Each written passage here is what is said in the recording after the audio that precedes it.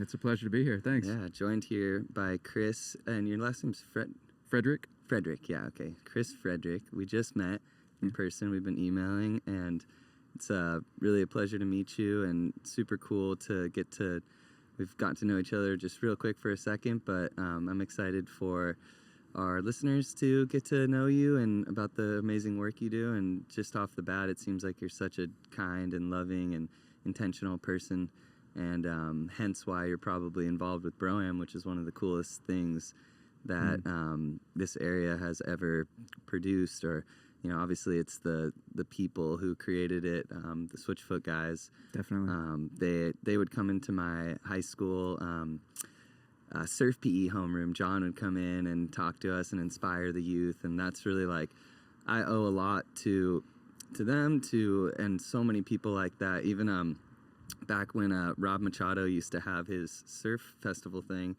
he one time this band was playing, and me and my buddy Austin, we were in a band at the time, and this band was like, we were like, oh, we play music, can we come up and play a song? And we played a song in front of all these people on this big stage, and it was just like a kind of life-defining moment.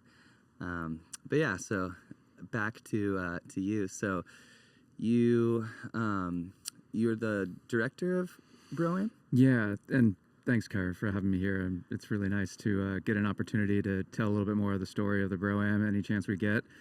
Yeah, I'm the Foundation and Partnerships Director, so taking care of the foundation year-round. And then when it comes to times like this, when we're headed into Bro-Am and everything, then different partners and sponsors and whatnot, that's who I'm also teaming up with and creating experiences for the audience when they're out there. That's so cool, man. And then before we started recording, we talked a little bit about how you got into that world, and you said you used to be with iHeartRadio and do different partnership like that. Yeah. Tell me a little bit about what led you here to where you are now with this role. Yeah, it started 12 years ago. I first got involved with Bro-Am when we teamed up with them to be one of their media partners.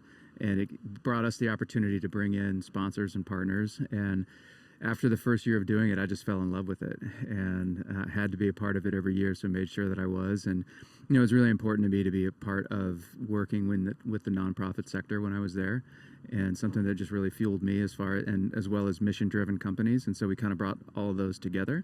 And, you know, there are actually a couple of those sponsors from back in those days that were with us for 10 years and another one that's been with us for 12 years. And so they see the heart and the passion of the whole thing too.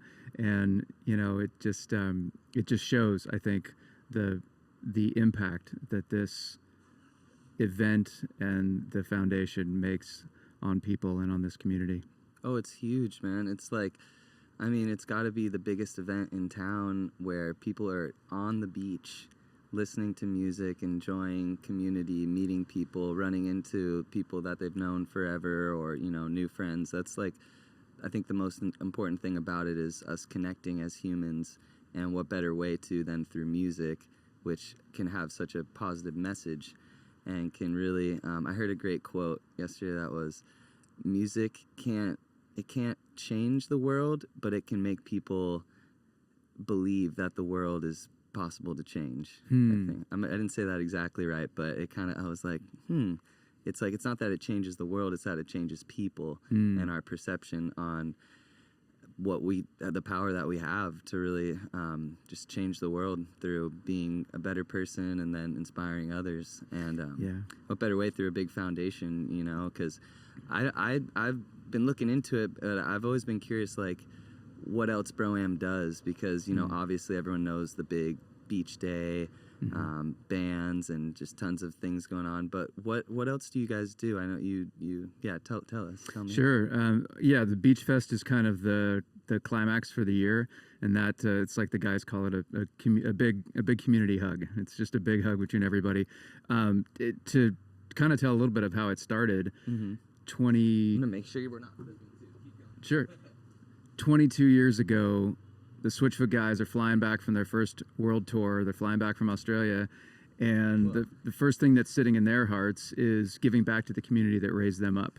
They understood the fortunate opportunities that they had and what led them to becoming, you know, to going on a world tour and everything. And the first thing they wanted to do when they got home was give back to their community. And so they decided to put on a free concert. And you mentioned Rob's Surf Festival, so we've combined the two.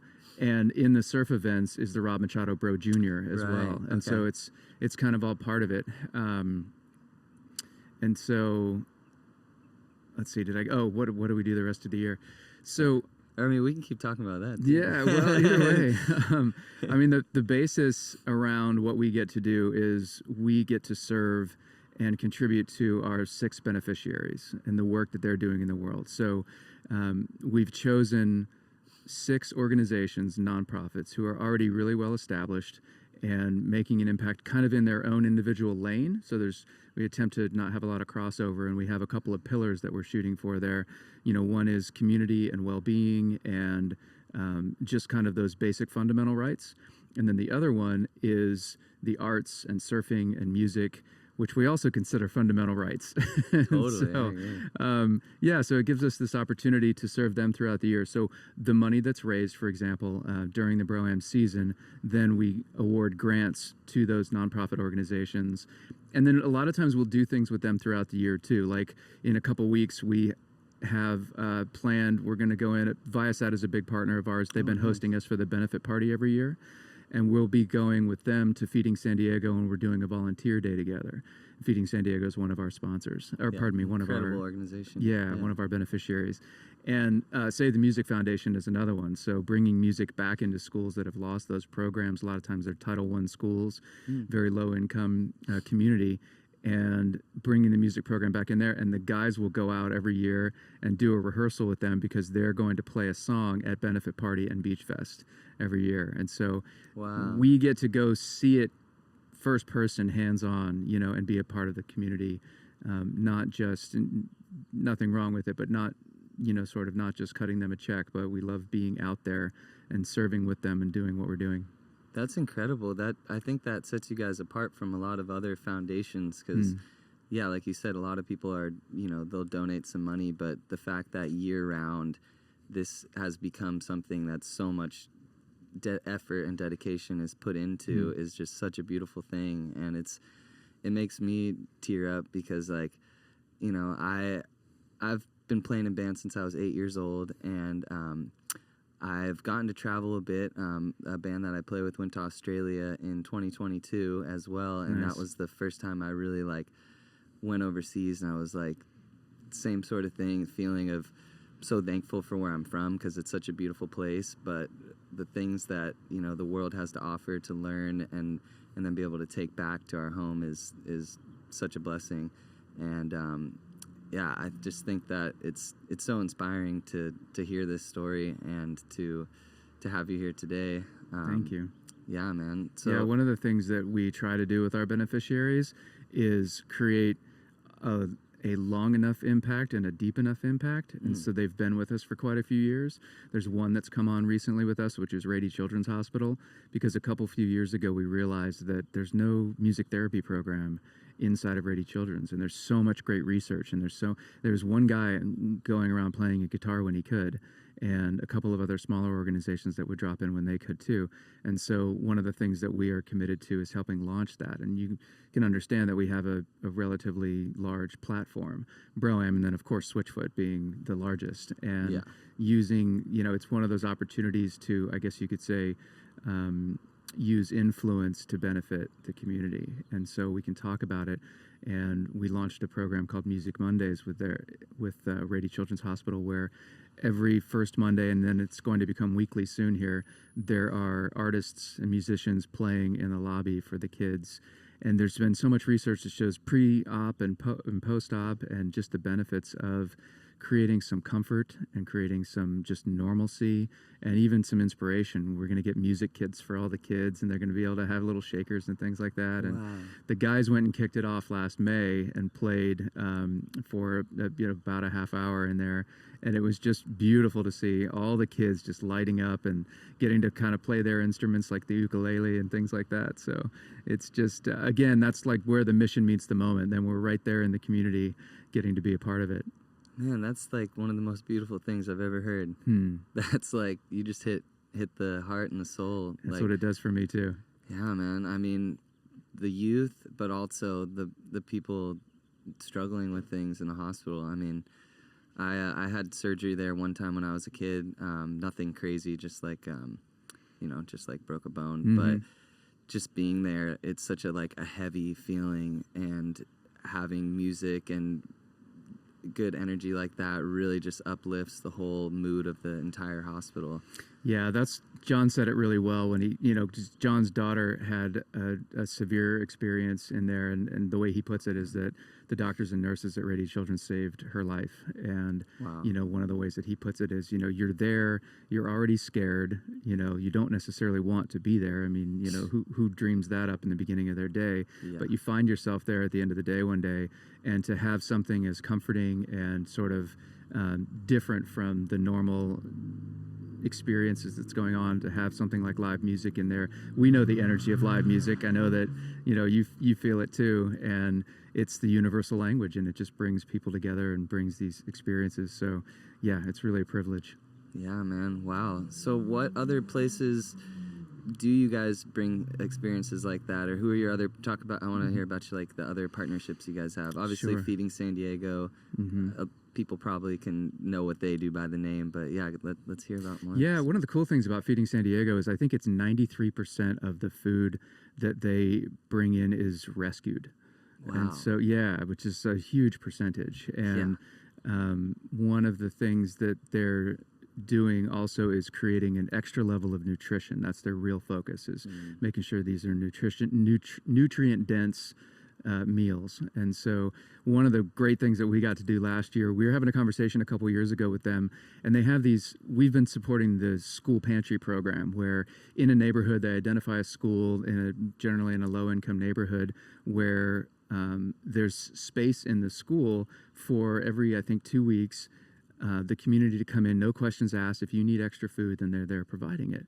And we had this conversation. We said, well, we know we're contributing to it, but what would it take to actually open one, on our own all the way with you guys?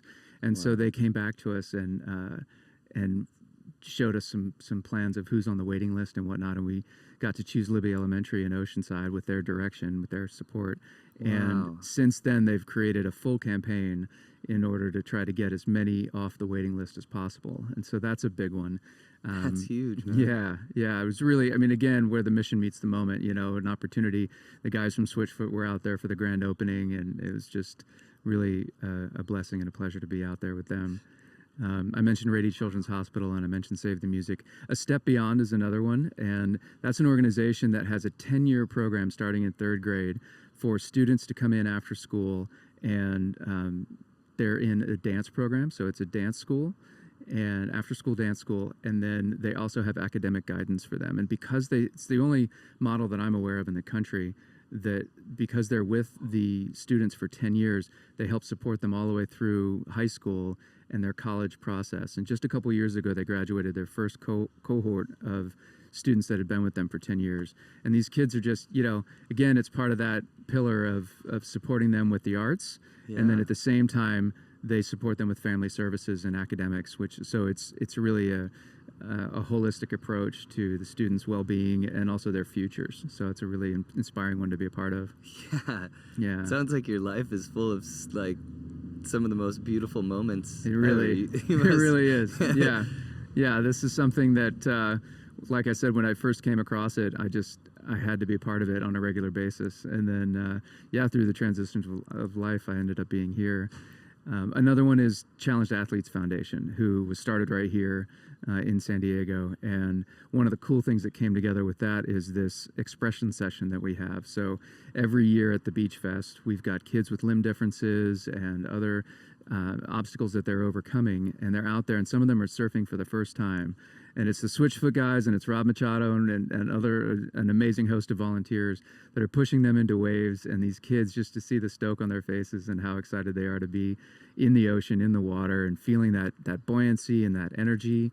Wow. Is, it's huge. It's really inspiring. That's amazing, man. Mm-hmm.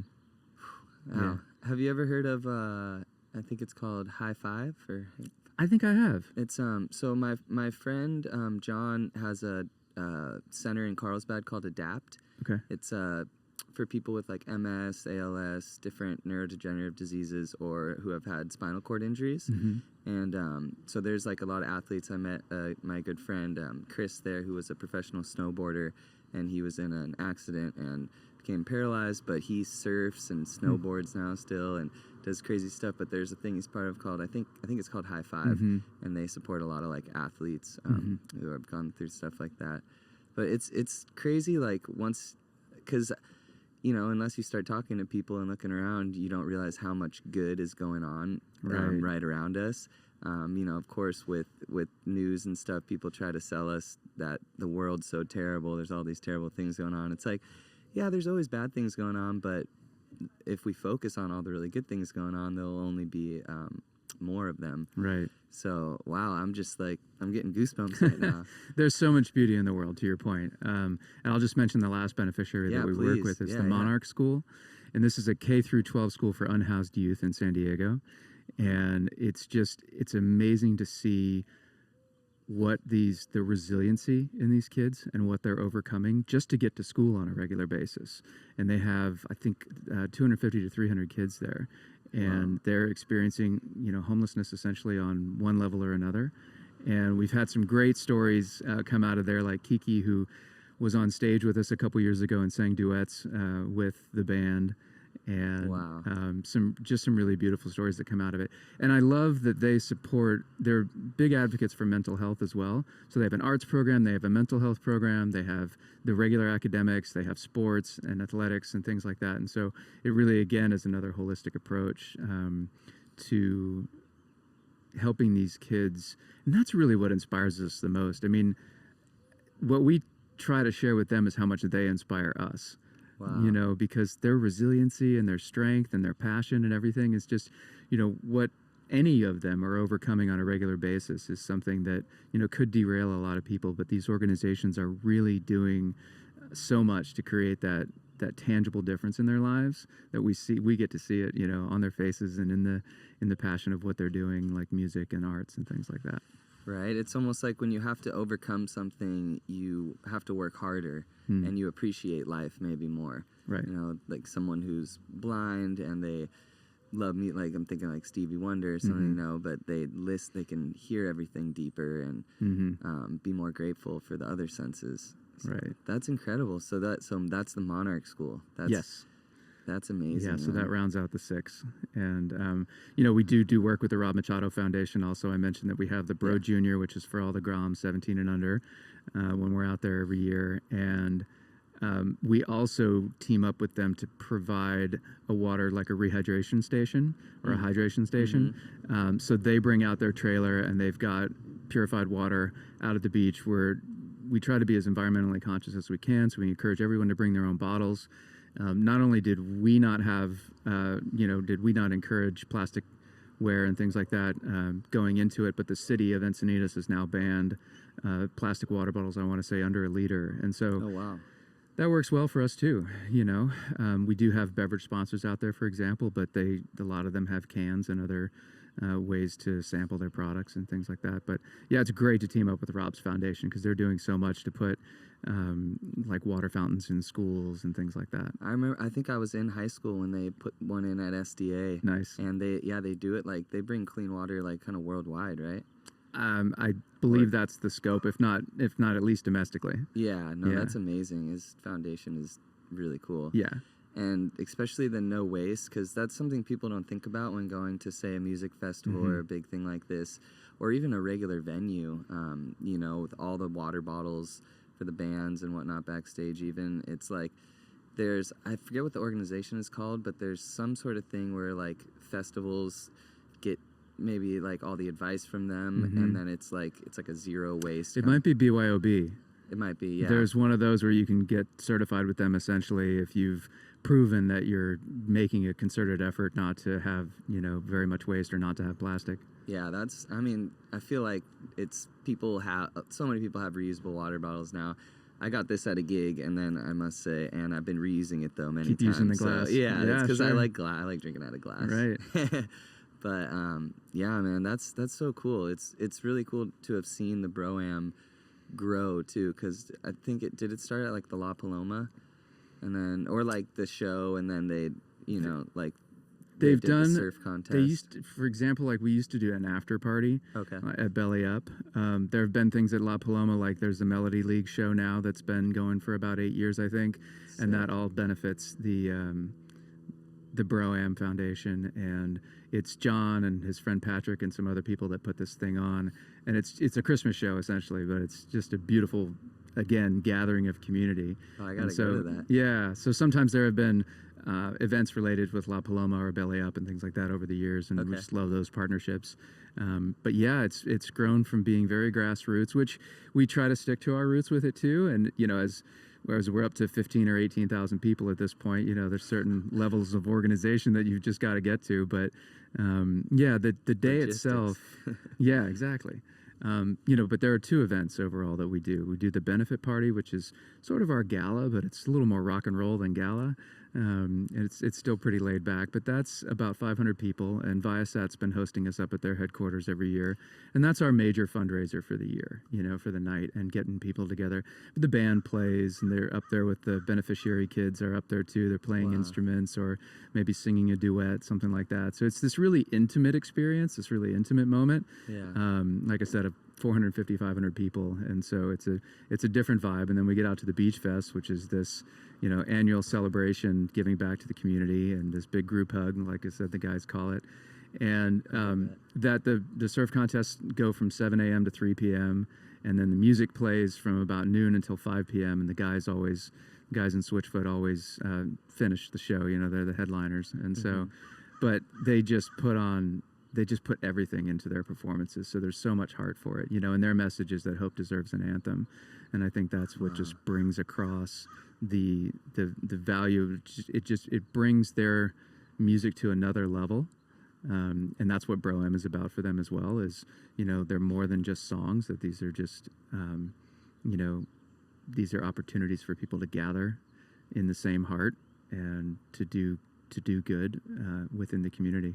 Wow. I mean, you can, from a very young age, they've touched people worldwide with their music and brought a lot of people together.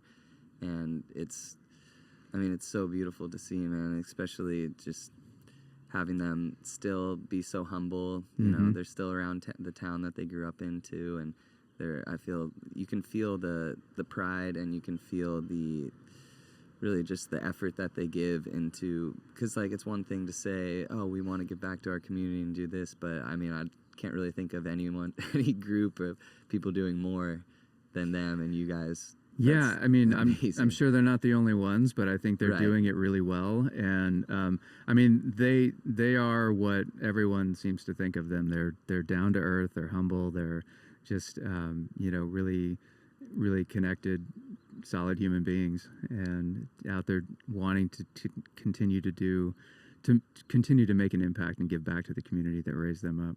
Wow, that's what makes the world go round, man. Because like, you know, it's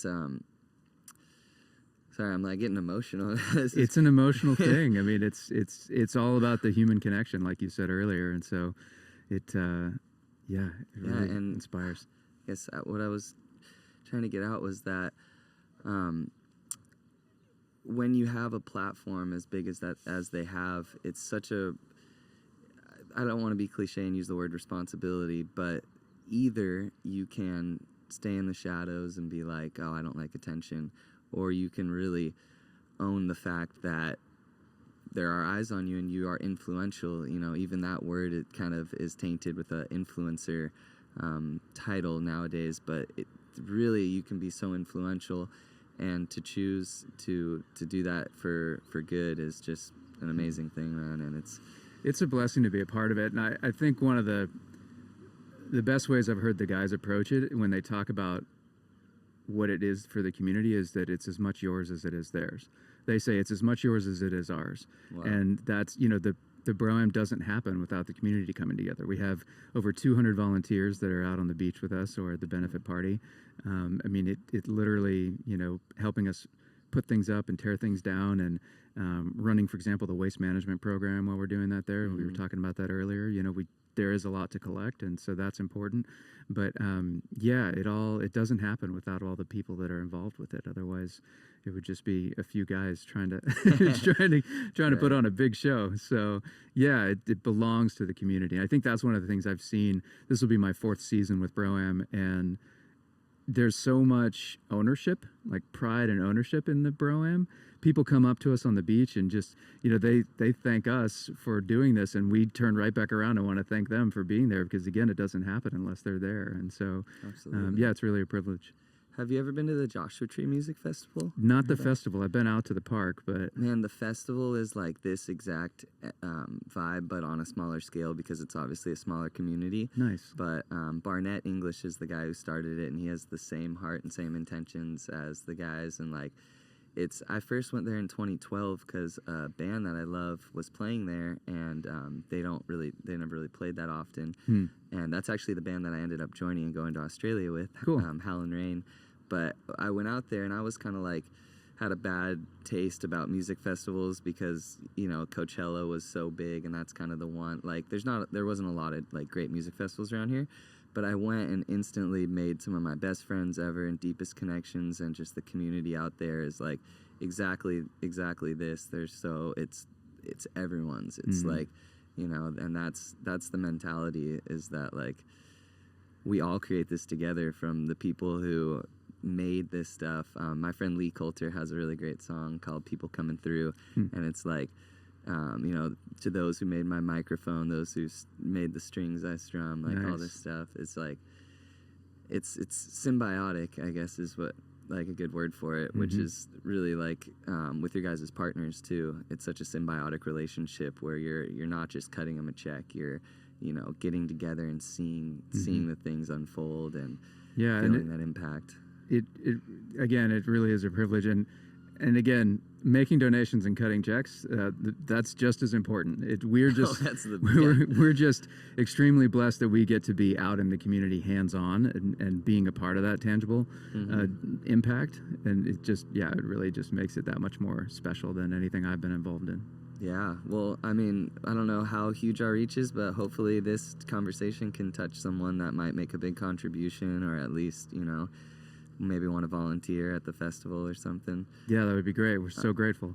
Is there any bands that are... Is the festival announced yet, like the lineup? Or? We don't have the lineup announced yet. Usually comes in about April, maybe early May. Okay. And so that comes together. And those artists are amazing. They donate their time to play. And they always have. So it's, it's just, again, another part of the whole intention and community coming together. And there have been some big names over the years and some local names over the years, and it's just, it's always a privilege. And then we do a Battle of the Bands, or Battle for the Bro-Am, with 91X every year. And so they have people that submit their entries, and the band is part of choosing who is going to be on stage. And they open up every year. 91X comes out and opens up, and the band that wins opens the festival around noon. That's so cool, man. Yeah. I think I have one last story. I think I was like 12 or so, and we had made this friend, Scott McDonald, who liked our band, and he was kind of like our manager, and he's still a really good friend and mentor to this day. And he worked at the Belly Up forever as the assistant talent buyer and like the marketing guy. But he got us in at the Bro-Am. He's like somehow like, I don't know, got us the gig. And I was about to do junior lifeguards for like the first time, which, I think I was like 12 or something. I don't know. I was super excited because I was like, I want to do junior lifeguards. Yeah. And we were going to play, and then I broke my elbow on a bike jump that my brother made, like this little kicker, and just went straight down, and it ruined the plans, and it was a huge bummer. So never got to do it, but like been to many of them, and it's like, it's such a special big community hug, like you're saying. And it's just such a pleasure to get to meet you, man. You too. I mean, the opportunity to tell the story and just bring more people into the community is something that we really appreciate and strive to do. That's amazing. And I feel like hopefully we get to stay friends and hang out and stuff, because I'd love to get to know you and your family more. It just sounds like you're a light to be around, just a blessing to the world. And of course, someone like you is going to be in charge of something that we all just got to hear about, which is it's such a, like, pretty much one of the greatest blessings for Encinitas. And I think that, yeah, I just hope we get to be friends, and thank you. That I'd love to get involved too with some of this stuff, and just hopefully continue to spread the word about those 6 organizations. So Feeding San Diego, Monarch School, I'm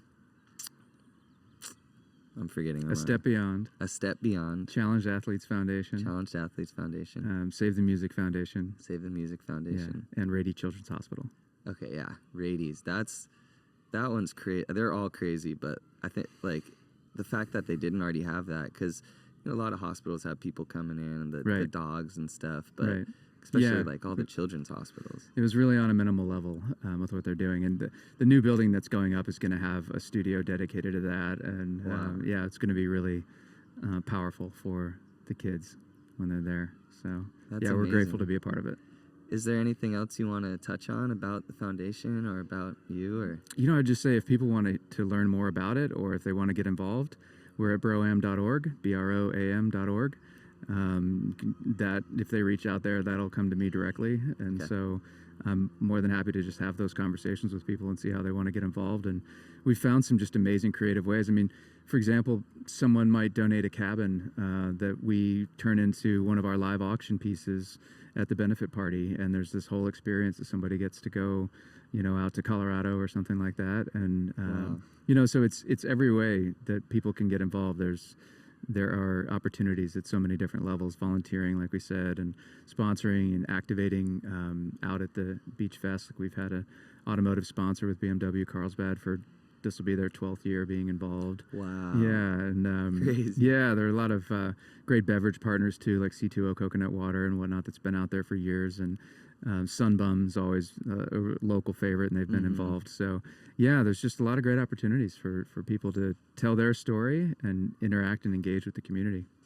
That's amazing, man. Well, thank you so much for everything you do, for real, and like for spending time with me today. As I'll be the witness that Chris is very approachable. So I just sent him an email, and then now we're here today. So that's definitely reach out and get involved any way that you can. I'm truly grateful. Thank you. It's really nice to be here and tell the story a little bit more. Thank you, man. And seriously, much love to you, Chris. You as well. Appreciate you. Thank you.